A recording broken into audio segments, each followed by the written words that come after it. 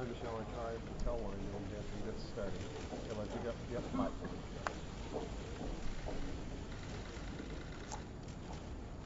Good afternoon, everybody. Before we begin, I just want to mention a report that was released by the Census Bureau yesterday about what happened to wages during the last decade. It revealed that between 2001 and 2009, the incomes of middle-class families fell by almost 5%. I want to repeat that. Between 2001 and 2009, the incomes of middle-class families fell by 5%. In the words of today's Wall Street Journal, this lost decade was the worst for families in half a century, a decade that obviously ended in a devastating recession that made things even worse. We know that a strong middle class leads a strong economy. And that's why as we dig our way out of this recession, we've set our sights on policies that grow the middle class and provide a ladder for those who are struggling to join it. And that's why I am urging the leaders of the other party to stop holding middle-class tax cuts hostage and extend this relief to families immediately. They need it. They need our help. And that's why we're here today. Part of what led to the financial crisis were practices that took advantage of consumers, particularly when too many homeowners were deceived into taking out mortgages on their homes that they couldn't afford. But we also know that these practices predated the crisis, and we also know that these practices don't just exist in the housing market. For years, banks and mortgage lenders and credit card companies have often used fine print and confusing language and attractive front-end offers to take advantage of American consumers. We've seen banks charge unreasonable overdraft fees. We've seen credit card companies hit folks with unfair rate hikes. We've seen mortgage lenders offer cheap initial monthly payments and interest rates that later skyrocketed. All this has cost middle-class families billions of dollars, tens of billions of dollars, that they could have used to pay the bills or make the mortgage or send their kids to college.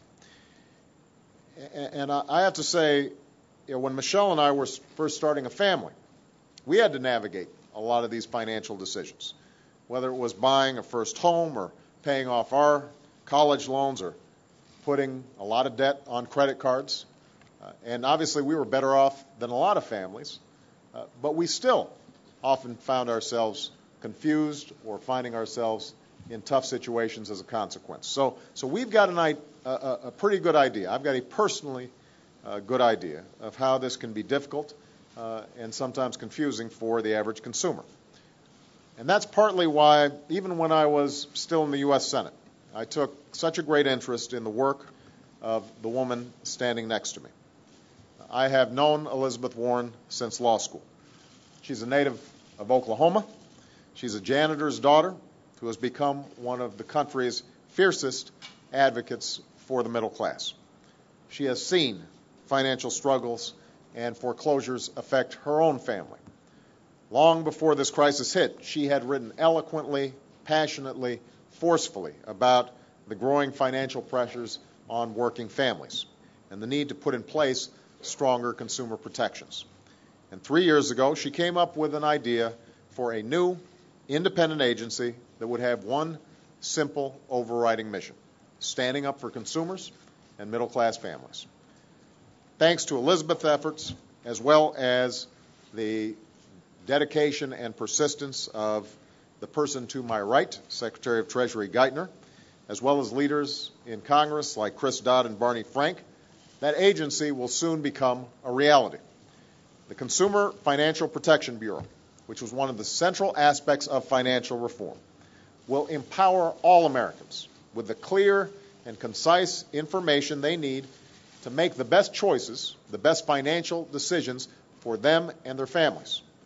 Never again will folks be confused or misled by the pages of barely understandable fine print that you find in agreements for credit cards or mortgages or student loans. The Bureau is going to crack down on the abusive practices of unscrupulous mortgage lenders.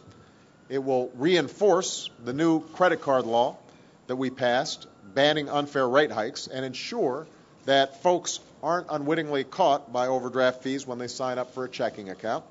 It will give students who take out college loans clear information and make sure that lenders don't game the system. And it will ensure that every American receives a free credit score if they are denied a loan or insurance because of that score. Basically, the Consumer Financial Protection Bureau will be a watchdog for the American consumer, charged with enforcing the toughest financial protections in history. Now, getting this agency off the ground will be an enormously important task, a task that can't wait. And that task is something that I've asked Elizabeth to take on. Secretary Geithner and I both agree that Elizabeth is the best person to stand this agency up. She was the architect behind the idea for a consumer watchdog, so it only makes sense that she should be the architect working with Secretary of Treasury Geithner in standing up the agency. She will help oversee all aspects of the Bureau's creation, from staff recruitment to designing policy initiatives to future decisions about the agency. She will have direct access to me and to Secretary Geithner, and she will oversee a staff at the Treasury Department that has already begun to work on this task. She will also play a pivotal role in helping me determine who the best choice is for director of the Bureau. And given the importance of these economic issues, I also want Elizabeth to have a role as a White House advisor, as well as advisor to Secretary Geithner on consumer issues. Elizabeth understands what I strongly believe, that a strong, growing economy begins with a strong and thriving middle class. And that means every American has to get a fair shake in their financial dealings. For years, financial companies have been able to spend millions of dollars on their own watchdog, lobbyists who look out for their interests and fight for their priorities. That's their right. But from now on, consumers will also have a powerful watchdog, a tough, independent watchdog whose job it is to stand up for their financial interests, for their family's future. And I'm proud that we got this done, and I'm equally proud that Elizabeth Warren will be helping to make her original vision a reality. So we are extremely proud of you, Elizabeth. Good luck. Thank you, Mr. President. Thank you. Tim? Thank you. Thank you. Thank you, Mr. Secretary. Thank you, everybody.